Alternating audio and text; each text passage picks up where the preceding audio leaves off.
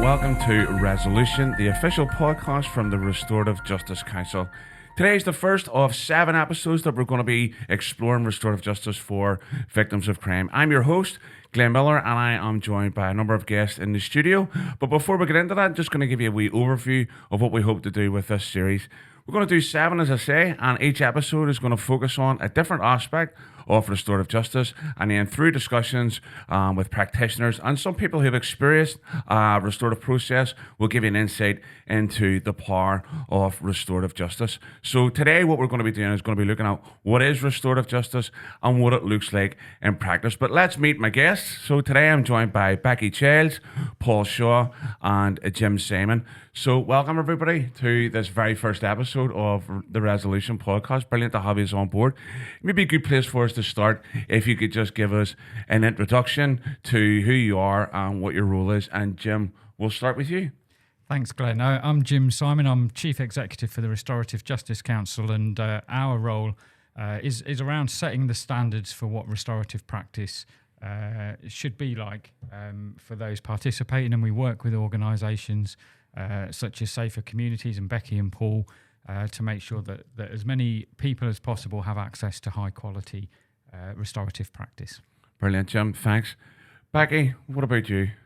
Hi, I'm Becky Childs. I manage the service here in Cleveland. I manage the service of Restorative Cleveland, which is part of Safer Communities, a local charity based in Stockton-on-Tees. I've managed the service now for about 4 years. Absolutely love what I do. Fantastic work to be doing. Right. And finally, Paul. My name's Paul Shaw. I'm the Deputy Manager / Senior Practitioner for Restorative Cleveland within Safer Communities. I'm here to support Becky and the rest of the team to promote restorative approaches across Cleveland.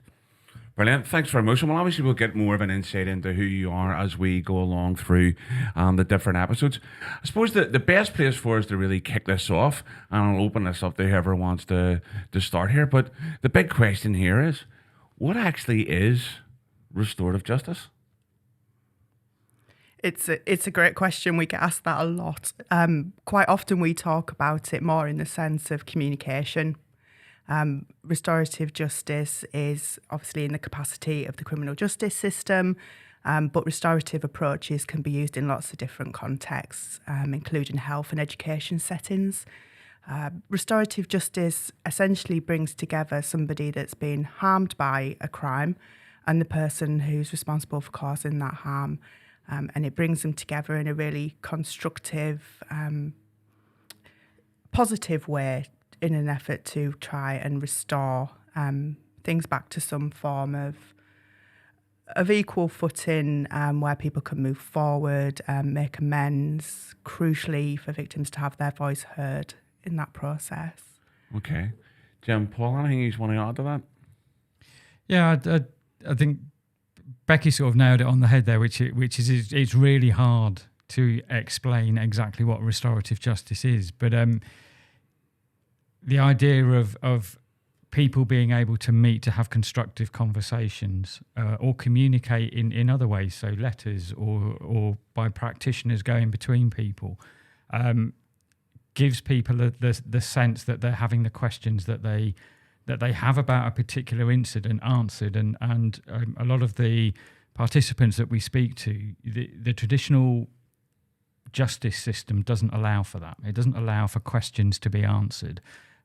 It's very factual. It's based on wanting to get an outcome of guilty or not guilty at the end, and particularly for victims of crime, that there isn't an opportunity to say, this is how it made me feel. This is what I'm worried about. And restorative justice and the work that Becky, Paul, and their team do, as well as lots of other practitioners across the country, allows those questions to be asked, but in a really safe and controlled way.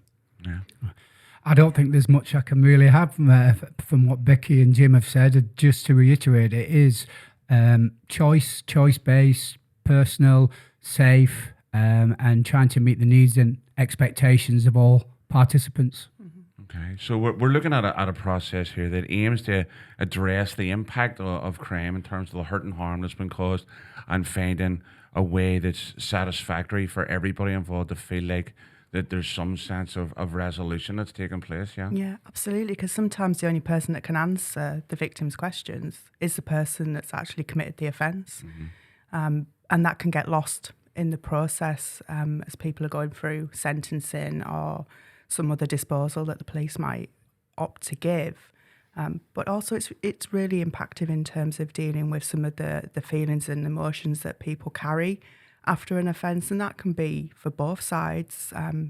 We see a lot of guilt and shame from some of the people that have actually caused the harm, and it's a really impactful means of being able to explore that safely with them and move them forward, which is really key to somebody making change, exploring their options, moving forward and seeing something truly from somebody else's point of view and not just their own. Yeah. So it definitely is quite different from what you would expect in the sort of the more dominant criminal justice system, and definitely over the next few episodes or so we'll be exploring just what that difference is and how that works for individuals who choose to take this as a particular route to deal with some of the things that you've just been talking about there, Becky. I just want to focus in on Becky and Paul here for the next, next wee section here. So you're both restorative practitioners, but you're working for a commissioning service here in Cleveland. I just want to start by asking, what is a commissioned service and how do people access what you provide? So we're commissioned by the Police and Crime Commissioner for Cleveland, and quite uniquely we've got a co-commissioning arrangement in which Probation North East are also commissioners for us, and that means that we've gone into a tendering process and we've been successfully awarded the contract to deliver restorative provision across Cleveland, for which obviously we're very grateful. We very much appreciate the support of our commissioners, because yes, they do fund what we do, and they do ensure that we can staff the team, that we can, go through the training routes that we need to be able to ensure that people have. But they also support us as a commissioned service in terms of promoting the work we do, in terms of helping us to build referral pathways if there's any potential barriers to that sometimes. And they monitor our performance, which means that there's a quality assurance to everything that we do. So we can be confident, as can anybody that's been affected by crime or caused harm, that they are going to receive a high quality service that's accountable to commissioners in some respects, because that practice it has to be of a certain standard, because victims and offenders as well deserve that. Has to be right. Yeah. Well, I'd just like to add and just carry on from what Becky said. When we talk about outcomes that commission services are looking at, from inputs and outcomes that we put forward to both the probation and the PCC, is all really what's encapsulated for me is victim satisfaction. So we obviously do a marker on the satisfaction of victims, about how it's encouraged them to move on. Do they feel safer? So we have all those inputs, and we have to say that we have 100% successful outcome with positive victim satisfaction. So I think that's a real aim that we want to strive to give confidence to our commission services. Sure. Yeah. One of the things that I'd like to kind of focus in here, because you're talking a wee bit about some of the output then as a result of that. Mm-hmm. How do people end up actually coming to you? What way does that referral process work? So we take a significant amount of referrals from our partners in the criminal justice system. So that can be from Cleveland Police, it can be from the Probation Service North East, it can be from the prisons within Cleveland. They have offender management units, and we work with both Home House and Kurt Levington Grange. One is a closed prison, one is an open prison, very different remits in terms of the journey stage that some of those men in custody are at. But the offender management units have probation officers in there. They have prison officers who are trained to do that work, and they are so committed to promoting and ensuring access to restorative justice that they will often discuss that with their people that they're supervising when they're doing their sentence planning, when they're talking to them about how they feel about their offence and exploring how they are managing within the prison environment and their thoughts for release. It can quite often be a topic of conversation, and they are very well trained in identifying potential hooks, if you like, into a conversation about restorative justice.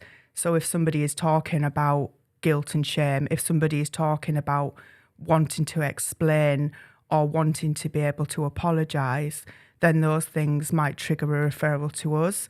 And equally for victims, we can that they can access a service from the Victim Care and Advice Service, who are also part of Safe Communities. They can access that from victim liaison units, which is again run by probation. So anybody that's got an invested role and a part to play in supporting and supervising parties can essentially refer in, and equally they can refer in themselves. Sometimes people might opt to contact us directly because they want to engage. Mm-hmm. That's one of the things I was going to ask her, because it's having those formal type of referrals, was that the only way that you were getting in? Yeah. But if people can't, if they know about your service, they can kind of drop in and say, listen, I've heard about this, can you help me do that? And I'm sure all of those inroads are welcomed by the organisation. Yeah, absolutely, because then it's their choice, and that's really positive because people are doing it at a time that feels right for them, which absolutely isn't for us to dictate when that might be. Quite often during somebody's recovery and I guess progression moving on after a crime, there's so many stages in terms of an arrest, in terms of what sentence might be given, actually going through a court process, going through somebody's experience in prison and then their release, grief, mental health. Any of those things can trigger somebody to think, actually, I need to know something. I need to know why. I need to be able to explain how this has impacted on me and my family or my friends and my life. And this provides an ideal opportunity to do that. Okay. Yeah. One of the things I'm hearing you talking about, there's a lot of different sort of facets attached to this here, a lot of different range of emotions, impacts, all sorts of other issues that come alongside this. And it's for me, it's obviously, it's a specialised area in regards of how you deal with all of it's not just the incident that's taken place. There's a wide range of issues surrounding that, which means that you're looking at having to have, I would suspect, very skilled people in terms of facilitating this process. So I suppose for me, some people think that anybody can kind of facilitate a restorative process. What do you actually need? You're restorative practitioners. What is it you actually need to facilitate this approach?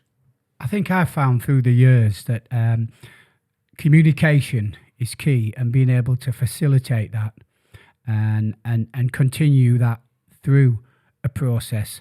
Aside that, it is so important to remember that we're dealing with people who may be in a heightened emotional state, and that may have occurred many years ago. So we have got to be on board and in touch with those range of emotions and dynamically following that through a process. So the skills that we adopt here and the training and professional development, and a lot of that is run by the Restorative Justice Council.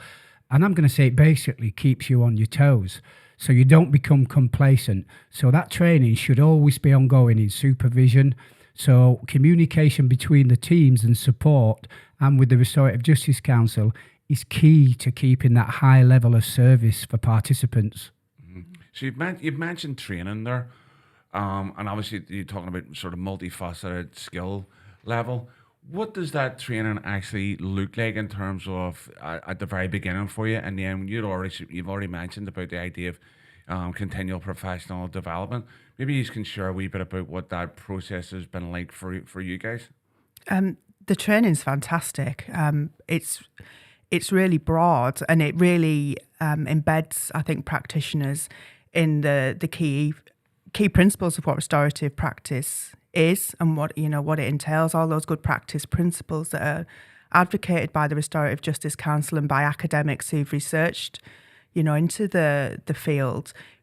It talks a lot about people's ability to communicate, and for people to be able to ask the right questions and to be able to listen and truly hear what somebody's saying, to be able to identify their needs, to be able to explore their expectations and confidently work with that person to ensure that they're setting those expectations realistically, taking care not to re-victimise anybody, kind of being mindful of all those factors that can truly make that communication more accessible for the local community, taken on board about additional needs and vulnerabilities, and any additional factors that might need to be explored, like interpreters and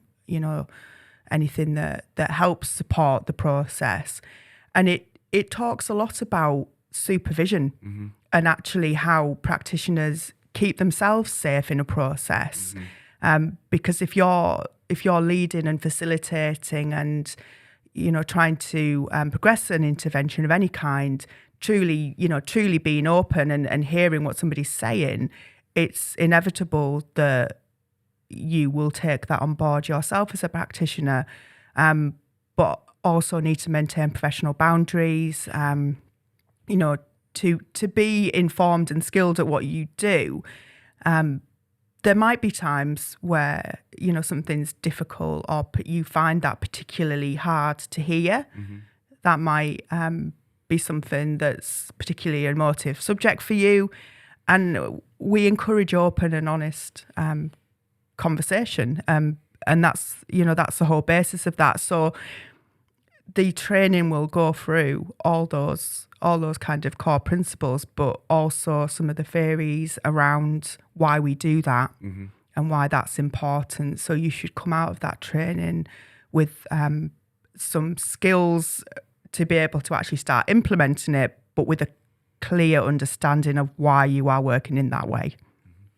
I also think an important part that we really cherish is what the Restorative Justice Council set up with practitioner sharing forums.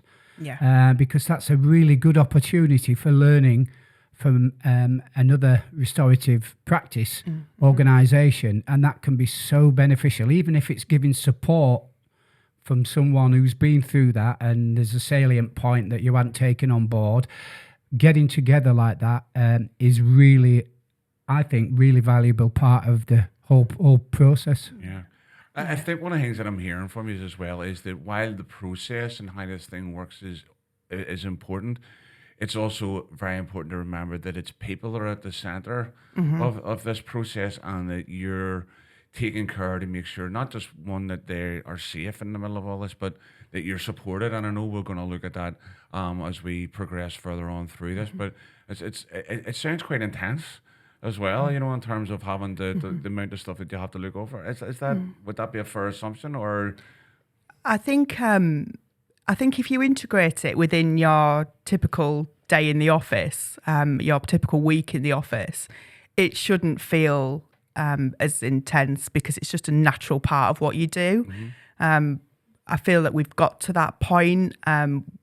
We're a close team. We're close to other practitioners because of the networking and the referral pathways and the co-working that we do between services. The restorative justice world nationally is quite a small one.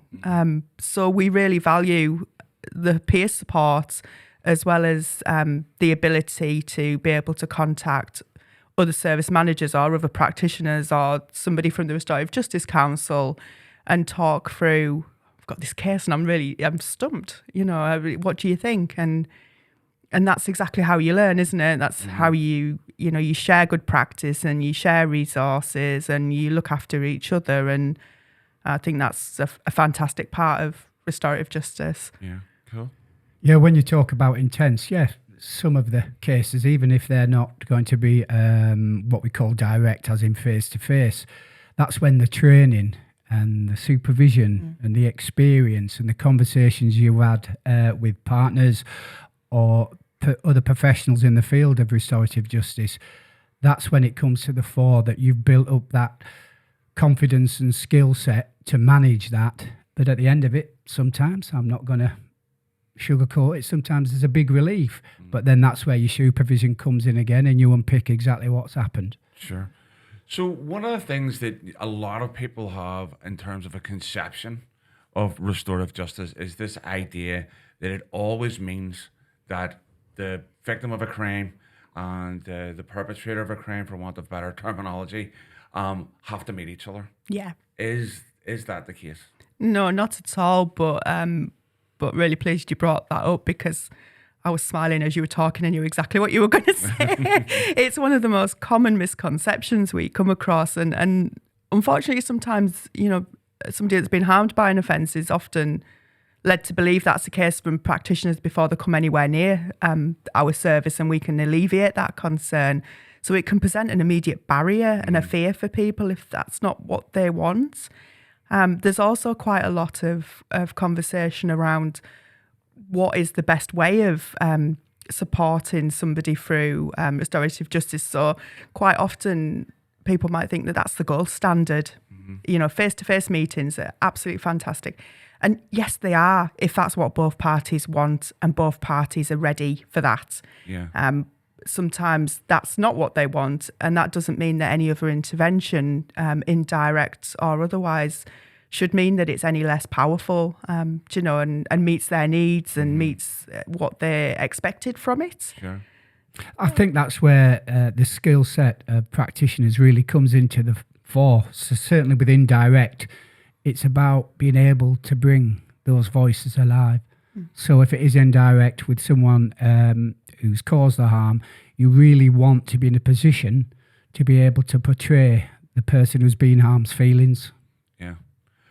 You've mentioned a couple of terms, and I'm just conscious we may have people listening in who aren't maybe familiar with all of those kind of workings of restorative approaches. So talk to me about what the difference between a direct process is and an indirect. Oh, of course. Sorry. So a direct process is where the person harmed and the person who's caused the harm may well come face to face in a meeting. It's a lot of preparation goes into that beforehand, which again is one of the other common misconceptions, that they quickly come together. So sometimes those indirect methods of communication, like writing a letter of explanation, passing messages between the two parties, which would be your trained practitioner that does that, maybe recording a message. We've used lots of different ways where they can have communication without having to see each other face to face.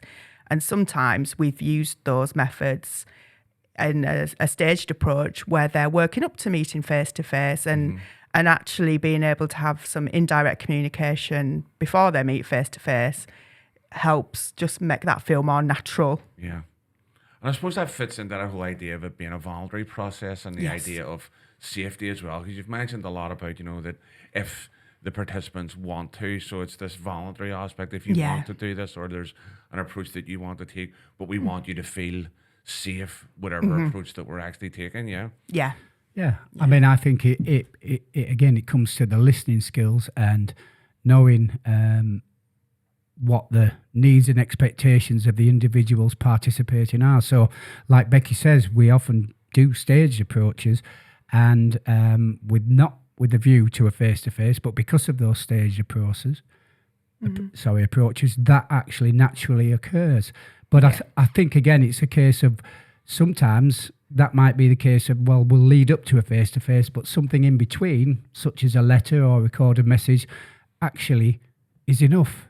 And it's a case of, again, really listening to those needs and expectations and being able to adapt to those circumstances if someone's happy with the letter. Yeah, cool. So I'm aware that as a commissioned service, there's some work that you can do and some cases that you can't focus in on. What are some of those things? What are some of the ranges of issues that you do take on board, and what are those that you can't? And maybe you can talk to me a bit about maybe why you can't take those particular cases. Well, we're really lucky in Cleveland because there is no bar on any offence type. So we will take offences like criminal damage, assault, through to burglary, armed robbery, murder, where there's been a fatal road traffic collision, sexual violence, instances of domestic violence.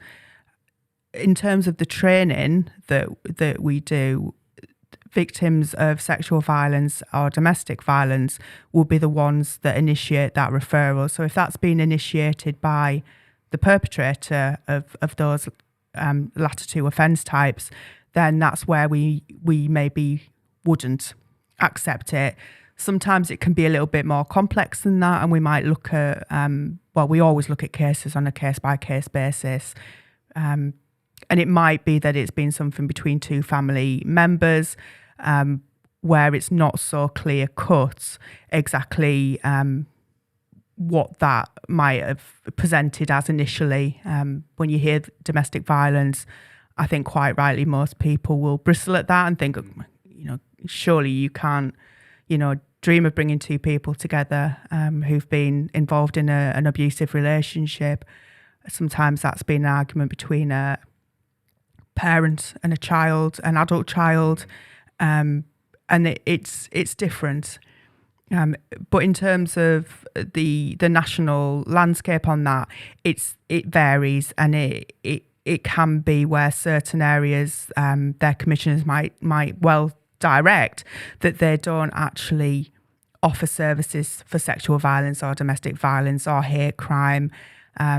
It very much depends on the police force area in the country, and which is why I think we're all very passionate, as I know the Restorative Justice Council are as well, that we try and break down those barriers and any misunderstandings or concerns around those. It's not a postcode lottery. Right, okay, yeah. So there are some misgivings elsewhere in the country around about some of the cases that can't be handled. What's your general thoughts on that as a restorative practitioner who's seen the benefit of this process being used? Should it be open to everybody and for all kind of cases, or is it just, should it be case by case basis and the commissioner, go ahead, don't take this one on board, and let's not offer restorative justice for this? I suppose the question I'm really asking is, should restorative justice be available for absolutely everybody for almost every potential crime? I think where you have somebody that's been clearly harmed by an offence, and you have somebody who is clearly responsible for that offence and accountable, they're accountable, and they're admitting their guilt for having committed that. They want to make amends. The person that's been harmed is very clear that they want to engage with that. As long as that person is safe, as long as that person is looked after and appropriately supported, as long as they're making, both parties, informed decisions, and that's done with relevant professionals from other services where that might be warranted. Personally, I think it should be available for all. I completely concur. Taking case by case, and obviously, and fostering the support of those partner agencies that might be supporting any of the participants, and so forging good links so they have a really good understanding of what our practice is all about. I mean, if you take mental health, for instance, which you didn't mention there, is a case of that. One anecdotal thing that I always remember is that from a local authority who said, look, we've really done all the psychological work and the medical work around with this patient. One thing we can't take or ease is his sense of shame and guilt. And I suppose that also comes back down to what you guys were talking about in regards to the skill level of the practitioner, that just because a process starts doesn't necessarily mean that it comes to some sort of end. You know, I mean, you may find starting absolutely. something that there may be some red flags appear for you and go, well, listen, I don't really think this is, as you delve deeper into that, this is suitable. So I think there may be also a conception that once you start this ball rolling, you can't stop it, but that's not the case either. It's yours, not? No, it's not. We always use, we're dynamic on that and identifying, and we will always foster those relationships. And you have to gain someone's trust who's may have gone through a really horrific experience. So as long as you do that and you're professionally aware and they're aware of that from the needs and expectations from the start, then you should be okay if you follow the processes. Cool. So, Jim, I'm just going to bring you in here. So, Becky and Paul are both registered practitioners with the Restorative Justice Council. What does that actually mean? So, the Restorative Justice Council have worked with the wider restorative sector to develop a set of standards that we believe are essential to make sure that practitioners work in a safe and effective way. And the registration process is where the practitioner, so Becky and Paul, we're talking to them today, have been able to provide evidence to demonstrate that they meet those standards. And we set it at different levels. So Becky was saying earlier that you do your initial training. What we wouldn't expect is that you do your initial training and then you go off and work with really complex cases. So we start off at a low level, a foundation level, and what we're asking is about the quality of the training that you've had, how you've applied that training in your day-to-day work, how you communicate initially with people, how you prepare people, and how you work alongside a more experienced practitioner. When you get up to the other end, so the advanced practitioner end, which is where Becky and Paul are, you're looking at then what additional training have you had? What training have you had that allows you to work with these really complex cases such as the sexual violence, the murder?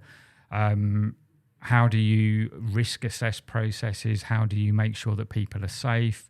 How do you make sure that people are progressing through their restorative process in a way that suits them? And we've sort of mentioned this here, that it's not about being fixated on these two people have got to meet.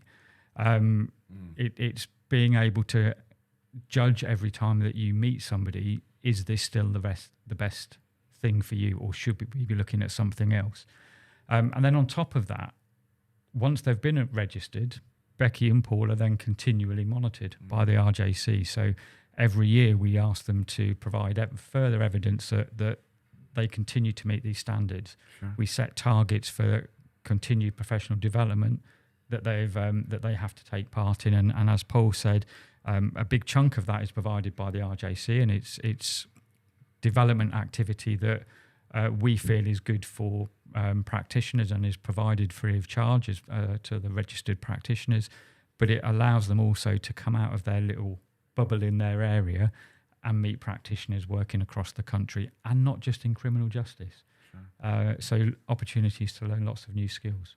So it sounds like there's this idea of assessed competence, making sure that the people who are involved in this process are actually competent to carry it out, that it's not just some fly-by-night, listen, I've done a 2-day course, suddenly I am a restorative practitioner and people are being let loose. It's like any other job that exists where there are specific requirements. You have to demonstrate competence and a commitment to ongoing improvement and quality in your provision. And I think that's extremely useful and important for people to hear, especially when we're dealing with some of the most complex and sensitive things that have happened in people's lives. So it begs the question, though, how can participants then be ultimately confident that restorative justice is safe?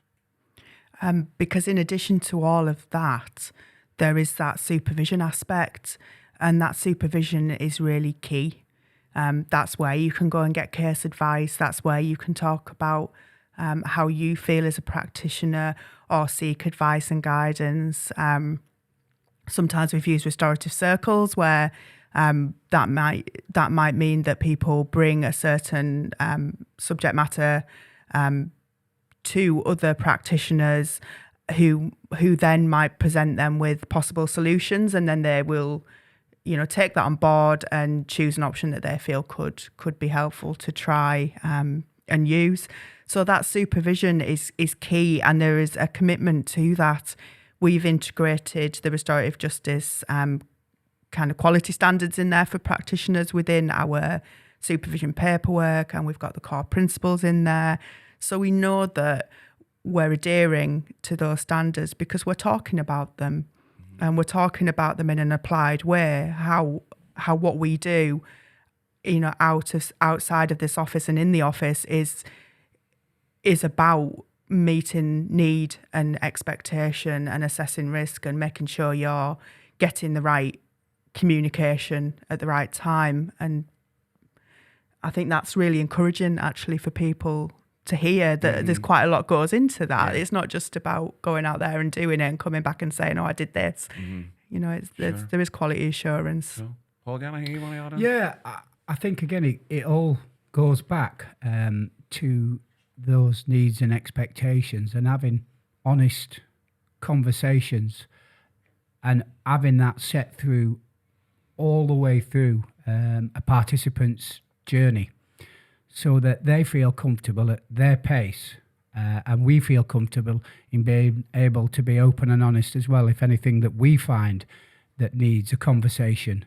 So it's almost, I liken it to saying Charles in charge, and to a certain degree we want the victim's voice to be forefront. But again, with the early assessments, there's always that caveat that we also need to meet your needs and expectations in the practice we use. So it's continual throughout, from start to finish and afterwards, because no one's just left hanging after a certain process. Okay. So it really sounds like you're trying to foster this, an environment that is, one, transparent for everybody involved. Yeah. Everybody knows what's going on, what's going to happen. This is how we're going to deal with this. There's accountability in the sense that you are recording your work and you are taking on supervision to ensure that takes place, and that means that there's a high level of responsibility that's being demonstrated by restorative practitioners to make sure that the service that they're providing is quality, safe, and just an all-round, good thing for people to be involved in. Yeah, absolutely. Yeah, absolutely the case. And I think sometimes that's undersold. That's not always a core message that gets out there unless we're the ones promoting it. So hopefully this will go some way to just providing a bit more reassurance on that, by us having those honest conversations about what we actually do. Yeah. Folks, just want to say thanks very much for sharing on this initial episode, and there's some great stuff, and I know we're going to have you on a couple of other episodes, and we're going to explore this even further. And but thank you very much for your contributions there. It's been absolutely fantastic.